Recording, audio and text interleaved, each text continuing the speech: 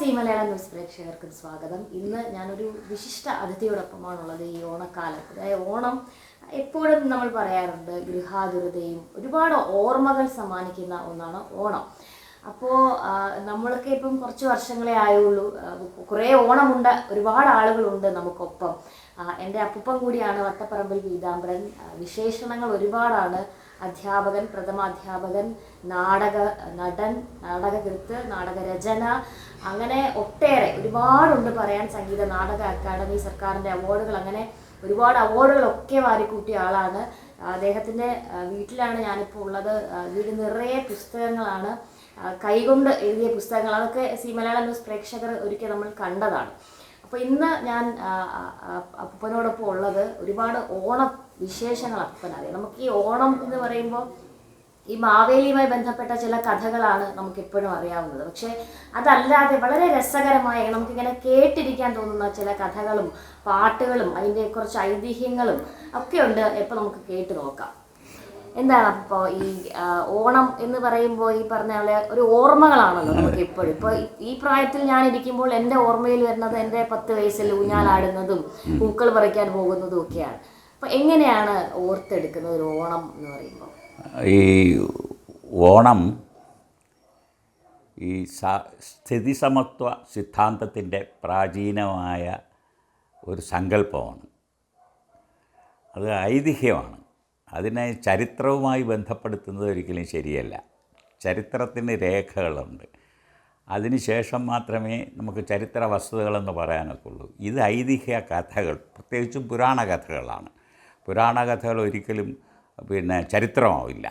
അത് മനുഷ്യൻ സൃഷ്ടിച്ച കഥകളാണ്. മനുഷ്യൻ്റെ ഭാവനയിൽ കൂടി ഉരുത്തിരിഞ്ഞ കഥകളാണ്. അപ്പോൾ മാവേലി നാടുവാണിടും കാലം മാനുഷരെല്ലാവരും ഒന്നുപോലെ എന്നുള്ളത്, ആ വരികൾ തന്നെ സ്ഥിതിസമത്വത്തിൻ്റെ സിദ്ധാന്തത്തിൻ്റെ കാതലാണ്. മാവേലിയെക്കുറിച്ച് മാത്രമേ നമ്മൾ കേട്ടിട്ടുള്ളൂ. ഈ ഓണവുമായിട്ടുള്ള ഐതിഹ്യങ്ങളിലല്ലാതെയും ചില ഐതിഹ്യങ്ങളുണ്ട്. അതൊക്കെ തമസ്കരിക്കപ്പെട്ടതാണ്. ഇതിനെ ഈ ഉദ്ധരിച്ച് കൊണ്ടുവരുന്നതിന്, ഈ സിദ്ധാന്തത്തിന് അല്ലെങ്കിൽ ഈ വിശ്വാസം, അത് വിശ്വാസത്തിനെ ഉദ്ധരിച്ച് കൊണ്ടുവരുന്നതിന് വേണ്ടി മറ്റേതിനെല്ലാം തമസ്കരിച്ചു. അങ്ങനെ ആ തമസ്കരിക്കപ്പെട്ട ഐതിഹ്യങ്ങൾ, കഥകൾ ഗ്രന്ഥങ്ങളിൽ മാത്രം ഒതുങ്ങിപ്പോയി. മാവേലിയെക്കുറിച്ച് മാത്രമല്ല ഓണം നമ്മൾ സങ്കല്പിക്കുന്നത്. ഈ മഹാബലി ആണ് മാവേലി ആയത്. മാവേലി നമ്മുടെ നാടൻ ശൈലിയാണ്. മഹാബലി എന്നുള്ള വാക്കിന് തന്നെ ഒരർത്ഥം ഉണ്ട്. മഹാബലശാലി എന്നാണ് അതിൻ്റെ അർത്ഥം. ശക്തനായിരുന്നു, അതോടൊപ്പം തന്നെ പ്രജകളോട് താല്പര്യമുള്ളവനുമായിരുന്നു. ഇതെല്ലാം മനുഷ്യൻ്റെ സങ്കല്പമാണ്, മനുഷ്യൻ്റെ ഭാവനയിൽ കിളിർത്തതാണ്. അപ്പോൾ അതുമായി ബന്ധപ്പെട്ട് കഥകൾ ഈ പൊരുത്തപ്പെടാത്ത കഥയാണ്. ഉദാഹരണത്തിന് മഹാവിഷ്ണുവിൻ്റെ കഥയുമായി ബന്ധപ്പെട്ടാണ് മഹാബലി വരുന്നത്. മഹാവിഷ്ണു എൻ്റെ അവതാരം മത്സ്യം, കൂർമ്മം, വരാഹം, നരസിംഹം, വാമനൻ. 5ാമത്തെ അവതാരമാണ് വാമനൻ. അതിനു മുമ്പ് നമുക്ക് വേറൊരു ഐതിഹ്യം കൂടെ ഉണ്ട്.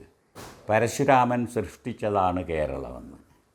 അതിൽ ഒരു കവിത തന്നെയുണ്ട്. ഭാർഗവീ കടാക്ഷാളി ഭാർഗവക്ഷേത്രത്തിലെ കാഞ്ചന പ്രദീപമേ, ഭാർഗവീ കടാക്ഷാളി ലാളിത പ്രസൂനമേ എന്ന് പറഞ്ഞ് കൈരളിയെക്കുറിച്ചുള്ളൊരു കേരള ഭാഷയെക്കുറിച്ചുള്ള ഒരു കവിതയുണ്ട്, ഉണ്ണികൃഷ്ണൻ നായരുടെ. അപ്പോൾ ആ കവിതയിൽ വരുന്ന ഭാർഗവക്ഷേത്രം എന്ന് പറയുന്നത് ഭാർഗവൻ പരശുരാമൻ്റെ ഭൂമി എന്നാണ് അർത്ഥത്തിലാണ്. അപ്പോൾ പരശുരാമൻ 6ാമത്തെ അവതാരമാണ്. അപ്പോൾ പരശുരാമൻ സൃഷ്ടിച്ച് ഭരണം നടത്തിയിരുന്ന കേരളത്തിൽ 5ാമത്തെ അവതാരമായ മഹാബലി വന്നു. മഹാബലിയുമായി ബന്ധപ്പെടുത്തുന്നത് പൊരുത്തക്കേടുണ്ട്. അത് മനുഷ്യൻ്റെ ഓരോ കഥകളിങ്ങനെ ഉണ്ടാക്കുമ്പോൾ ഇതുപോലെ പരസ്പരം പൊരുത്തമില്ലാതെ വരുന്നതുകൊണ്ട്.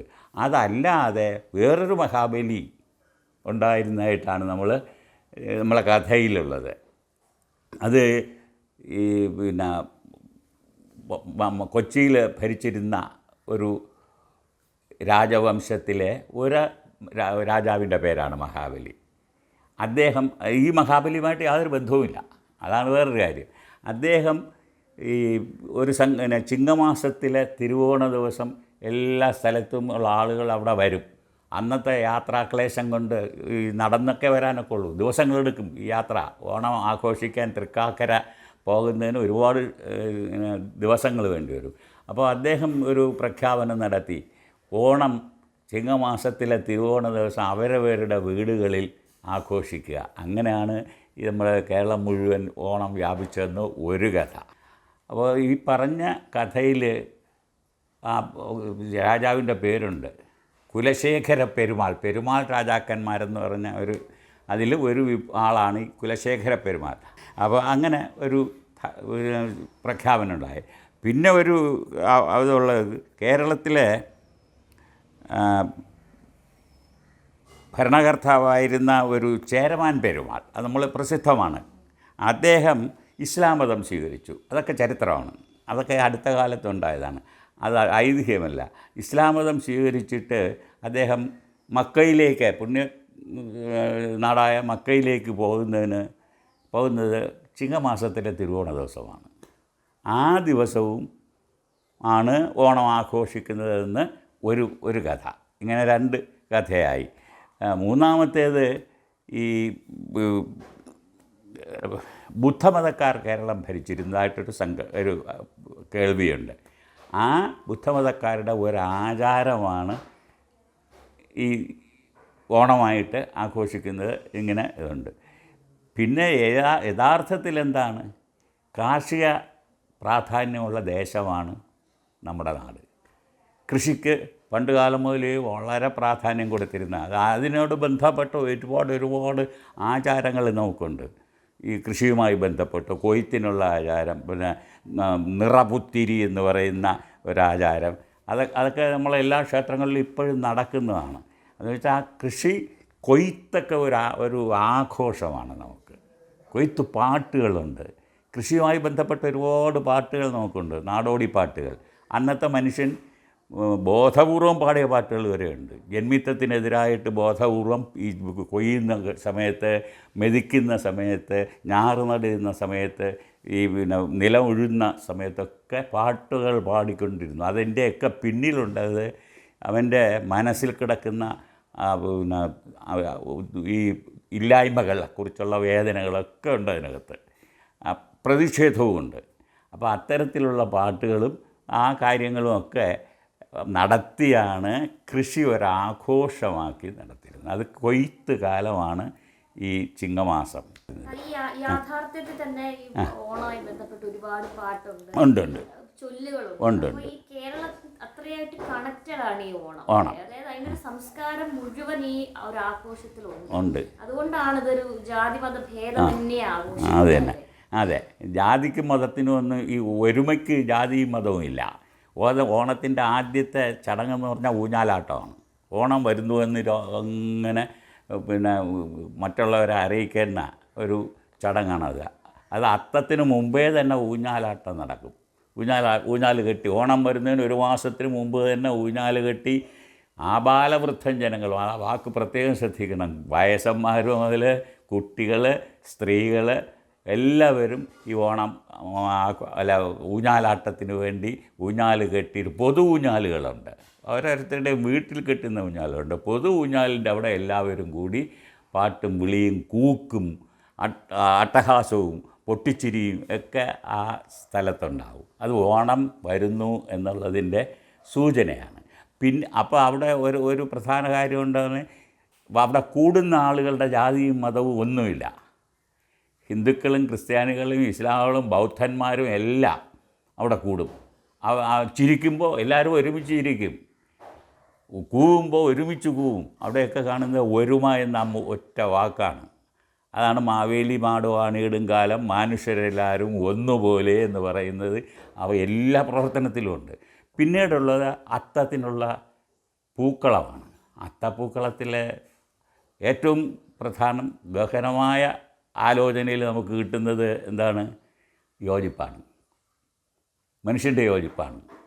അത് ഇതിൽ കൂടെ കാണിക്കുകയാണ്. അത് ചുമന്ന നിറത്തിലുള്ള പൂക്കൾ, മഞ്ഞ നിറത്തിലുള്ള പൂക്കൾ, വെള്ള നിറത്തിലുള്ള പൂക്കൾ, അത് നിറങ്ങളുടെ ഒരു യോജിപ്പ്. പിന്നെ ആകൃതി, റോസാപ്പൂവിൻ്റെയും അരളിപ്പൂവിൻ്റെയും ചെമ്പരത്തിപ്പൂവിൻ്റെയൊക്കെ ആകൃതി വ്യത്യാസം, ആകൃതികളുടെ യോജിപ്പ്, പിന്നെ അത് നിരത്തുന്നതിൻ്റെ യോജിപ്പ്, എല്ലാത്തിലും യോജിപ്പാണ്.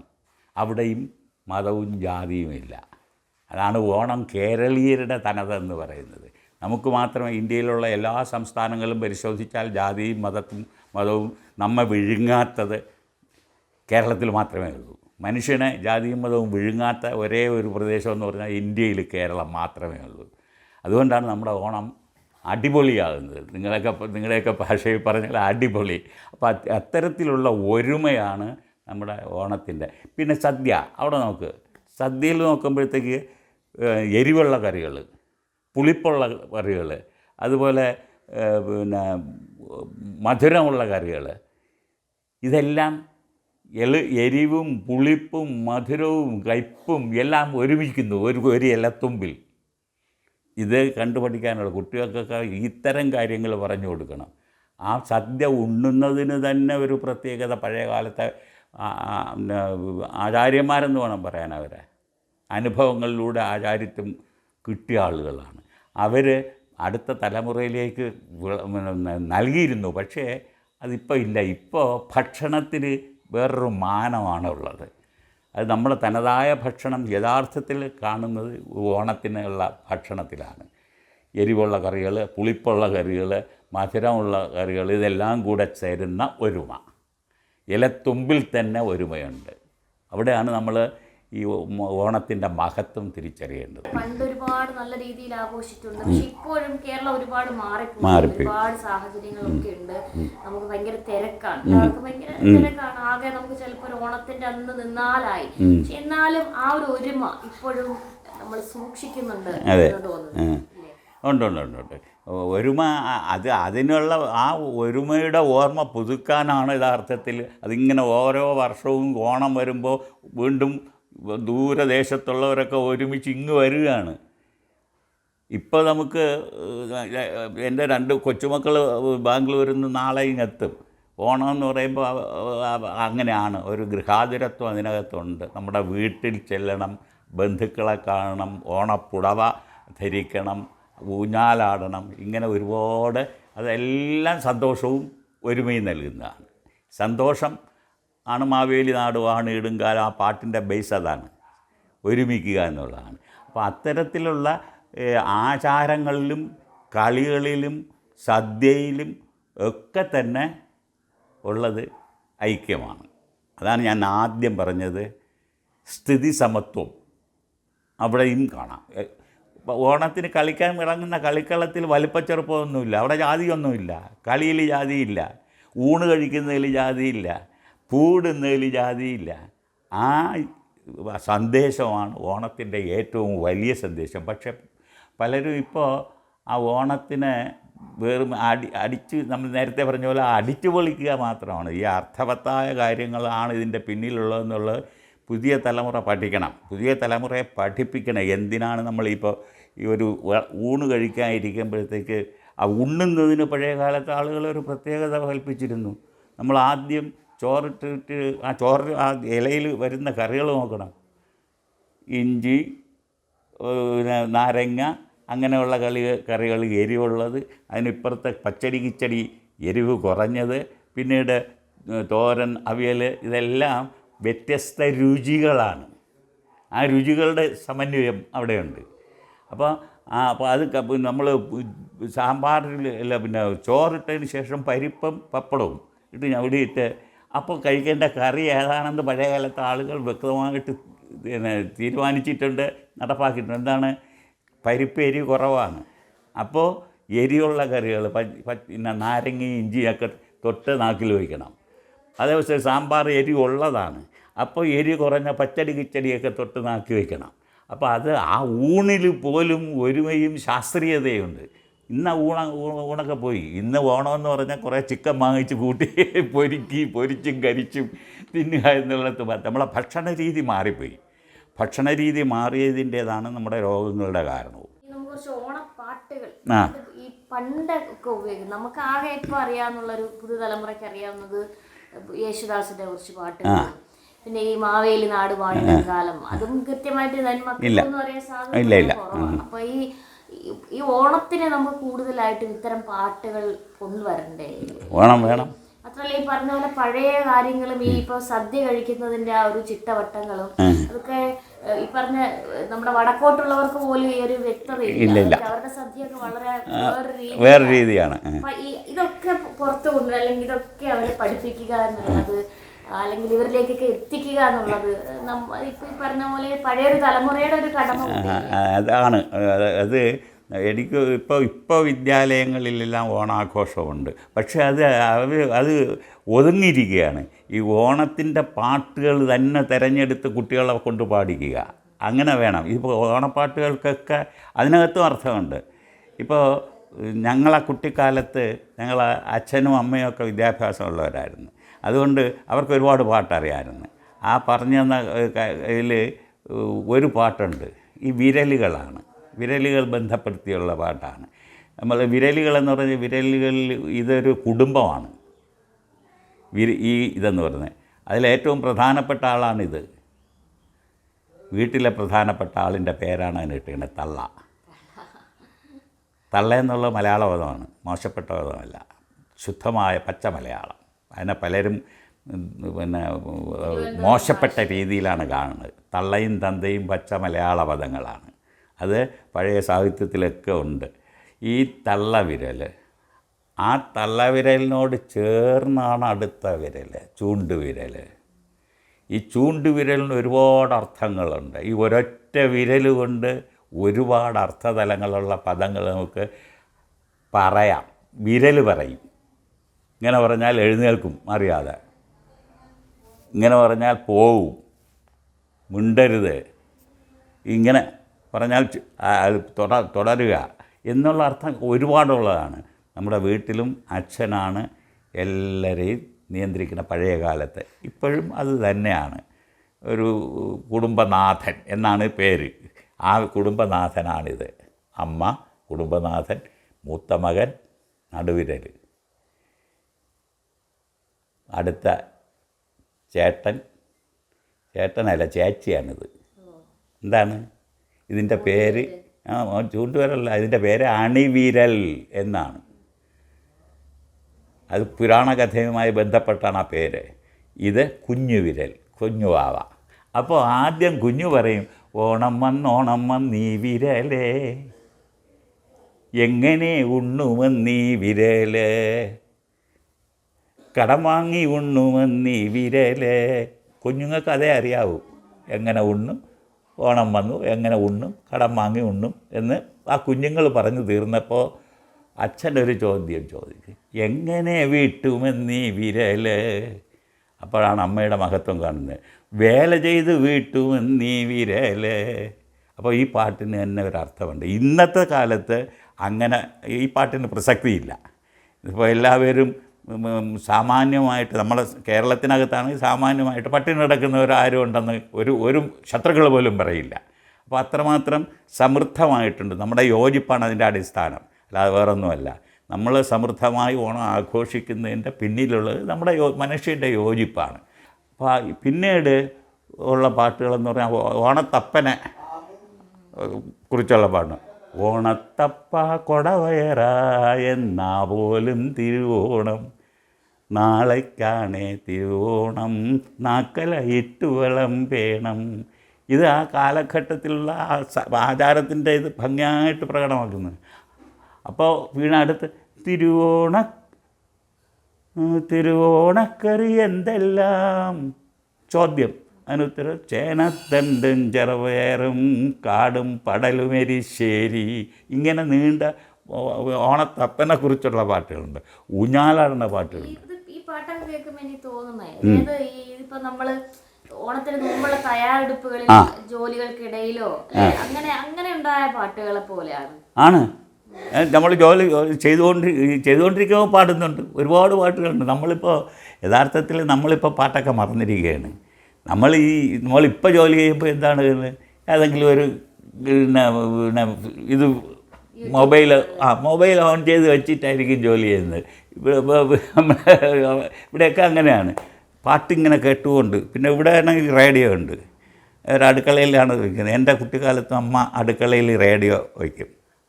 റേഡിയോ അമ്മ എഴിച്ചു എന്നുള്ള അറിയുന്ന ഞങ്ങളൊക്കെ അറിയുന്ന അമ്മ റേഡിയോ ഓൺ ചെയ്യുമ്പോഴാണ്. ആ റേഡിയോ ഓഫ് ചെയ്യുന്ന എപ്പോഴെന്നറിയാമോ? അമ്മ കിടക്കുമ്പോൾ.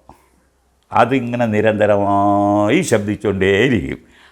അതെല്ലാം കേട്ടുകൊണ്ടാണ് അമ്മ പാചകം ചെയ്യുന്നതും വിളമ്പുന്നതും എല്ലാം. അത് അടുക്കളയിൽ തന്നെ നമ്മുടെ ശരീരത്തിൻ്റെ ഒരു ഭാഗമായി മാറിയിട്ടുണ്ട്. ഇവിടെ ഇപ്പോൾ അങ്ങനെ തന്നെ അത് അടുക്കളയിൽ സ്ഥാനം പിടിച്ചിരിക്കുകയാണ്.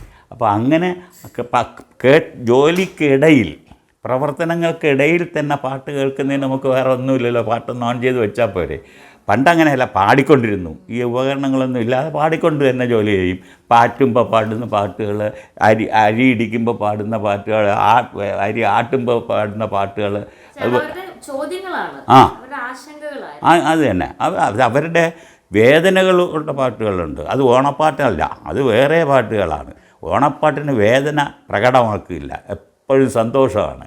കളിയിൽ സന്തോഷം, ഊഞ്ഞാലാട്ടത്തിൽ സന്തോഷം, അത്തപ്പൂ ഇടുന്നതിൽ സന്തോഷം.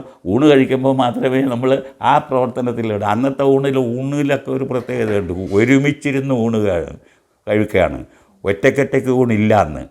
ഓണത്തിന് എല്ലാ മക്കളും മൂത്തവരും കാരണവന്മാരും ഒക്കെ കൂടെ ഒരുമിച്ചിരുന്നാണ് ഊണ് കഴിക്കുന്നത്. അധ്വാനിക്കുമ്പോൾ, ജോലി ചെയ്യുമ്പോൾ പാടുന്നത് പഴയ കാലത്തെ ഒരു ശീലമാണ്. അത് ശീലം എന്തിനാണ് ഉണ്ടാക്കിയത്? ജോലിയുടെ കാഠിന്യം അറിയാതിരിക്കാൻ. ജോലി നമ്മൾ ഇപ്പോൾ പിന്നെ കളച്ചുകൊണ്ടിരിക്കുമ്പോൾ, ഉഴുതുകൊണ്ടിരിക്കുമ്പോൾ ഒക്കെ പാടുമ്പോൾ ആ ജോലിയുടെ പ്രയാസങ്ങൾ, കാഠിന്യം ഒന്നും അറിയില്ല. പിന്നെ അന്ന് യഥാർത്ഥത്തിൽ പഴയ കാലത്തൊക്കെ അടിമ ഉടമ സമ്പ്രദായമാണ് നിലവിലിരുന്നത് നമ്മളെ കേരളത്തിൽ. അതിനൊക്കെ വ്യത്യാസം വന്നത് ഈ ഓണം എന്ന ചിന്ത വന്നപ്പോഴാണ്. ഓണത്തിലൂടെയാണ് യഥാർത്ഥത്തിൽ സ്ഥിതി സമത്വം എന്ന ചിന്ത വന്നതെന്നാണ് എൻ്റെ ഒരു ചെറിയ അറിവ്. ഓണത്തിനുള്ള യോജിപ്പ് മറ്റൊരു പ്രവർത്തനങ്ങൾക്കുമില്ല. പിന്നെ രാഷ്ട്രീയ പാർട്ടികളുടെ ജാഥകൾക്ക് മാത്രമേ ഉള്ളൂ. അതും ഓരോരുത്തരും ഓരോ രീതിയിലാണ്. ഒരു യോജിപ്പ് അവിടെ വരുന്നില്ല. യോജിപ്പ് വരുന്ന ഒരു പ്രധാന കർമ്മം എന്ന് പറയുന്നത് ഓണം തന്നെയാണ്.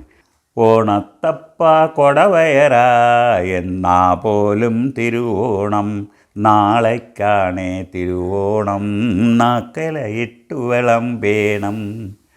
ഓണത്തപ്പ കൊടവയറ എന്നാ പോലും തിരുവോണം, നാളേക്കാണേ തിരുവോണം, നാക്കലയിട്ടു വിളമ്പേണം. ഓണത്തപ്പ മുത്തപ്പ തിരുവോണക്കറി എന്തെല്ലാം, ഓണത്തപ്പ മുത്തപ്പ തിരുവോണക്കറി എന്തെല്ലാം, ചേനത്തണ്ടും ചെറുപയറും കാടും പടലുമെരിശ്ശേരി, ചേനത്തണ്ടും ചെറുപയറും കാടും പടലുമെരിശ്ശേരി, വാഴയ്ക്കച്ചുണ്ടുപ്പേരി മാമ്പഴമിട്ട പുളിശ്ശേരി, വാഴയ്ക്കച്ചുണ്ടുപ്പേരി മാമ്പഴമിട്ട പുളിശ്ശേരി, ഓണത്തപ്പ കൊടവയറ എന്നാ പോലും തിരുവോണം, എന്നാ പോലും തിരുവോണം. ഇത് ഓണത്തിനുള്ള, ഓണത്തപ്പനെക്കുറിച്ചുള്ള പാട്ടാണ്. ഇങ്ങനെ ഒത്തിരി പാട്ടുകൾ നമുക്ക് ഉണ്ട്. അതിൽ ഈ സാമുദായികമായിട്ട് വിദ്യാഭ്യാസം ഇല്ലാത്ത ആളുകളുടെ പാട്ടുകൾ വരെയുണ്ട്. അത് അതിൻ്റേതായ ഭാഷയാണ്. അത് മാവേലിത്തമ്പിരാൻ തമ്പിരാനേ, അവിടെയൊക്കെ ഭാഷ നോക്കണം. ഈ പാട്ടുകളെയൊക്കെ പരിഷ്കരിച്ച് കളഞ്ഞു ഈ പുസ്തകങ്ങൾ വന്നപ്പോൾ. പുസ്തകങ്ങളിലോട്ട് പണ്ട് പാടി അടുത്ത തലമുറകളിലേക്ക് പകർന്നു വരുന്ന കാലമായിരുന്നല്ലോ. ആ പാട്ടുകൾ ഒരു സമൂഹം പാടുന്നത് ആയിരിക്കില്ല ചിലപ്പോൾ അടുത്ത സമൂഹം പാടുന്നത്. വാക്കുകൾക്ക് വ്യത്യാസം വരും. ഇത് പുസ്തക രൂപത്തിലാക്കാനുള്ള പരിഷ്കാരം വന്നു കഴിഞ്ഞപ്പോഴത്തേക്ക് അതിൻ്റെ തനി രൂപം തമ്പിരാൻ എന്നുള്ളത് പറയുന്ന ആളുകളുടെ അറിവിൽപ്പെട്ട വാക്കാണ്. അതിനെ തമ്പുരാനാക്കി. അപ്പോൾ ഓണപ്പാട്ടുകൾക്കല്ല, എല്ലാ നാടൻ പാട്ടുകൾക്കും തനതായ ഭാഷാ ശൈലിയുണ്ട്. അത് മാറ്റിക്കൂടാ. അതാണ് മാവേലി തമ്പിരാൻ തമ്പിരാനേ, കാവലു നേരിനൻ തമ്പിരാനേ, മാളോരിലേലാനാൻ തമ്പിരാനേ കോളേരി താനായ തമ്പിരാനേ എല്ലാരും താനായ തമ്പിരാനേ എല്ലാരെയും നോക്കുന്ന തമ്പിരാനേ മൂലോകം പാലിക്കും മായവനും മൂവടി നൽകിയ തമ്പിരാനേ മാവേലി തമ്പിരാൻ തമ്പിരാനേ കാവേലു നേരിനൻ തമ്പിരാനേ. ഇത് അവരുടേതായ തനത് ഭാഷ. പാട്ടുകളെല്ലാം നാടോടിപ്പാട്ടുകളും ഓണപ്പാട്ടുകളും എല്ലാം പിന്നീട് എഴുതിയവർ അതിൻ്റെ ഭാഷ മാറ്റം വരുത്തിയപ്പോൾ അത് മറ്റേ അടിസ്ഥാന വർഗത്തിൻ്റേതല്ലാതായി മാറി. അതും ബോധപൂർവമാണ്. ഓണമായി ബന്ധപ്പെട്ട ഒരു അവസാന ചോദ്യം. അതായത് ഇപ്പൊ ഞാൻ നേരത്തെ പറഞ്ഞ പോലെ എൻ്റെ മനസ്സിൽ പെട്ടെന്ന് ഓണം എന്ന് പറയുമ്പോൾ പണ്ട് ഊഞ്ഞാലാടിയതും പൂക്കളിട്ടതും ബന്ധുക്കളുടെ വീട്ടിലേക്ക് പോകുന്നതും കുടുംബ വീട്ടിലേക്ക് എല്ലാവരും വരുന്നതും ഒക്കെയാണ്. ഇതിപ്പോ കാലങ്ങളോളം നമ്മളിങ്ങനെ മാറി മാറി മാറി ഇങ്ങനെ ഓരോന്ന് ചുരുങ്ങിയും ചില കാര്യങ്ങളൊക്കെ കൂടുതൽ എക്സ്ട്രാ വരുന്നുണ്ട്, അങ്ങനെയുണ്ട്. അപ്പൊ ഇനി എന്തായിരിക്കും ഓണം എന്ന ഒരു ഒരു സങ്കല്പത്തിൽ ഇനി നമ്മുടെ ഭാവിയിലൊരു ഓണം എന്താകുന്നൊരു പ്രതീക്ഷ? എനിക്ക് നല്ല പ്രതീക്ഷയുണ്ട്. ഈ പുതിയ തലമുറ എന്ന് പറഞ്ഞാൽ അവർ കാണിക്കുന്നത് എല്ലാം മോശമാണെന്ന അഭിപ്രായമൊന്നും എനിക്കില്ല. അവരിൽ ഒരുപാട് നന്മകളുണ്ട്. അത് നമ്മൾ സ്വാംശീകരിക്കണം. അത് പ്രായം ചെന്നതുകൊണ്ട് അങ്ങ് ഞങ്ങൾ പഴയതിലെ ഉറച്ചു നിൽക്കുമെന്ന് പറഞ്ഞാൽ അടിയുറച്ച് നിൽക്കുന്നതിലൊന്നും അർത്ഥമില്ല. അതിൻ്റെ നന്മകൾ നമ്മൾ സ്വാംശീകരിക്കുകയും നമ്മുടെ ഈ പ്രായം ചെന്ന ആളുകളുടേതായ നന്മകൾ അവരിലേക്ക് പകരുകയും ചെയ്യുമ്പോൾ പഴയ മാവേലി നാട് ഉണ്ടാവും. തർക്കമൊന്നുമില്ല. നന്മകളെ എപ്പോഴും നമ്മൾ ബഹുമാനിക്കണം. അത് കുട്ടി പറയുന്നത് കൊണ്ട് മോശമെന്ന് പറഞ്ഞ് തള്ളിക്കളഞ്ഞിടുക. നമ്മളൊക്കെ വീടുകളിലൊക്കെ ഉള്ളൊരു ഏറ്റവും വലിയ അപകടം, നമ്മുടെ സമൂഹത്തിനുള്ള ഏറ്റവും വലിയ അപകടം, കുട്ടി എന്തെങ്കിലും ചോദിച്ചോ പറയുകയോ ചെയ്താൽ നമ്മൾ പറയുന്ന ഒരു വാക്കുണ്ട്, ഉണ്ടായിരടാ. ഈ പറച്ചിലില്ലാത്ത ഒരു വീടും നമുക്കില്ല കേരളത്തിനകത്ത്. അത് മാറണം. കുട്ടികളിലുള്ള നന്മകൾ നമ്മൾ സ്വാംശീകരിക്കണം. നമ്മിലുള്ള നന്മകൾ അവർക്ക് കൊടുക്കണം. അങ്ങനെ വരും, യാതൊരു സംശയമില്ല. കാരണം ഇന്നത്തെ ഈ ജീവിത രീതി മടുക്കും, ഒരു മടുപ്പുണ്ടാവും. ആ മടുപ്പുണ്ടാകുമ്പോൾ കുട്ടികളെ നമുക്ക് കൊണ്ടുവരാൻ കഴിയും. അവരുടെ നന്മകൾ മോശമാണെന്ന് ഒരിക്കലും തള്ളി പറയുകയല്ല, പറഞ്ഞുകൂടാ. അവരെ കൂടെ നമ്മുടെ കൂടെ കൂട്ടിച്ചേർക്കണം. പിന്നെ വായന പുനരുദ്ധരിക്കുക തന്നെ വേണം. വായിക്കുമ്പോൾ മാത്രമേ നമ്മുടെ ഓർമ്മ നിലനിൽക്കൂ. വായിക്കാത്ത ആളിൻ്റെ ഓർമ്മ നശിച്ചുകൊണ്ടിരിക്കും. വായനയാണ് നമ്മുടെ തലച്ചോറിൻ്റെ ഒരു ഭാഗത്ത് അങ്ങനെ സംഭരിച്ചു വച്ചിട്ടുള്ള അറിവുകളെല്ലാം വായനയിലൂടെ കിട്ടിയതാണ്, അനുഭവങ്ങളിലൂടെ കിട്ടിയതാണ്. അപ്പോൾ അതിനെയൊക്കെ നമ്മൾ നല്ലതിനെ കുട്ടികൾക്ക് കൊടുക്കുക. കുട്ടികൾ മോശക്കാരാണെന്നുള്ള ധാരണ മാറ്റുക. കുട്ടികളിൽ നിന്ന് ഒരുപാട് നല്ല അനുഭവങ്ങൾ നമുക്ക് പകർത്താനുള്ള കാര്യങ്ങൾ നമുക്കുണ്ട്. വളരെ നന്ദിയൊന്നും പറയാൻ പാടില്ല, നമ്മൾ അങ്ങനെ അടുപ്പമുള്ളവരാണ്. അപ്പോൾ ഒരു മലയാളത്തിൽ ഒരു ഓണാശംസ. നമ്മൾ ഹാപ്പി ഓണം എന്ന് പറഞ്ഞാൽ അതിലൊരു ഉണ്ട്. ഇപ്പൊ പറഞ്ഞതുപോലെ നമ്മൾ ആ ഒരു മനസ്സ് തുറന്നു പറയുന്നത് തന്നെയാണ് ഹാപ്പി ഓണം. എങ്കിൽ നല്ല പച്ച മലയാളത്തിൽ അങ്ങനെ ഒരു വാക്ക് പച്ച മലയാളം ഉണ്ട്. അതാണ് ഞാൻ പറയുന്നത്. തള്ളയും തന്തയും പച്ച മലയാളമാണ്. മറ്റേ സംസ്കൃതവുമായിട്ട് ബന്ധപ്പെട്ട ഭാഷയാണ് നമ്മൾ പറയുന്ന അച്ഛനും അമ്മയും. അന്യ ഭാഷകളിൽ നിന്നൊക്കെ നമ്മൾ വാക്കുകൾ കടമെടുത്തിട്ടുണ്ട്. നമ്മൾ പച്ച മലയാളത്തിൽ പറഞ്ഞാൽ ലോകമെമ്പാടുമുള്ള ജനങ്ങൾക്ക് പ്രത്യേകിച്ച് ലോകമെമ്പാടുമുള്ള ജനങ്ങൾക്ക് ഓണാശംസകൾ നേർന്നുകൊണ്ട് ഞാൻ എൻ്റെ വാക്കുകൾ അവസാനിപ്പിക്കുന്നു. നന്ദി. സി ചാനലിന് പ്രത്യേകം നന്ദി.